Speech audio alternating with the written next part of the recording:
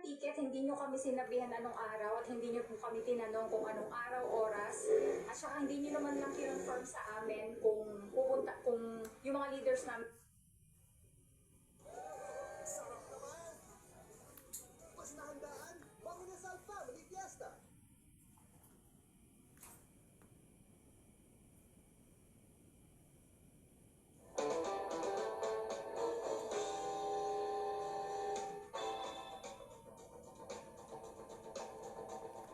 Huwag mong hayaang manaig sa iyong puso ang pangamba sa pagkatalo kaysa sa kasabikang makamit ang tagumpay. Ang takot ay palaging nandyan dahil bahagi yan ng ating pagnanasang mabuhay. Sila'y gaya ng naglalagablab na apoy na nagiging kapakipakinabang sa iyo kung alam mo kung paano gamitin.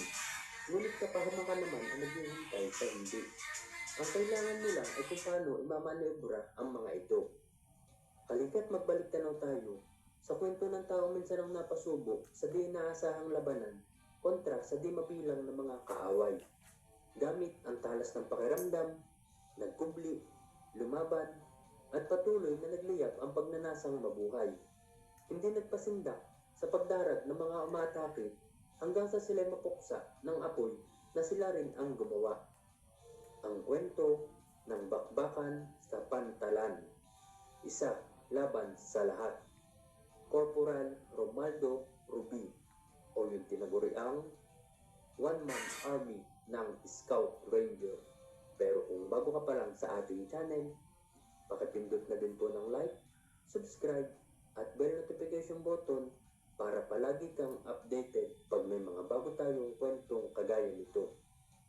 Si Romaldo Rubi sa totoong buhay ay mas nakilala din ng lahat sa bansag na Lolong. Siya ay tubong Kalinga, Apayao sa Mountain Province at isinilang noong taong 1961. Batang laki sa hirap at naunang magtrabaho bilang laborer sa isang pinakamalaking kumpanya ng minahan dito sa bansa. Nababakas sa kanyang pagkatao ang pagkakaroon ng matibay na dibdib at kakaibang tapang dahil si Lolo ay pinapaniwalaan nagtataglay daw ng laning-laning na minanapan niya sa kanyang mga ninuno.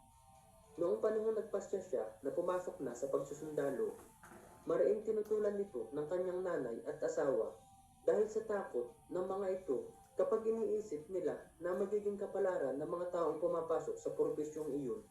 Lalo pat enlisted personnel lamang siya, alam nilang ipapambato lang siya sa mga pakbakan.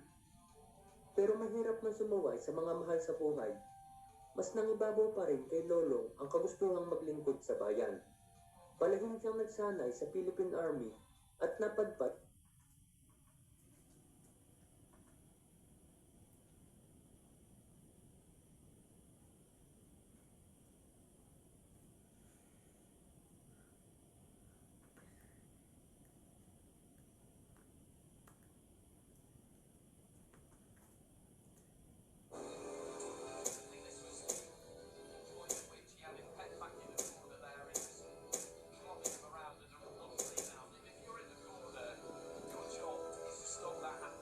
Sobrang lakas po ng Pinoy na ito na may 14 wins lahat sa pamamagitan ng knockout, 100% knockout power ratio. Napahanga talaga si Terence Crawford.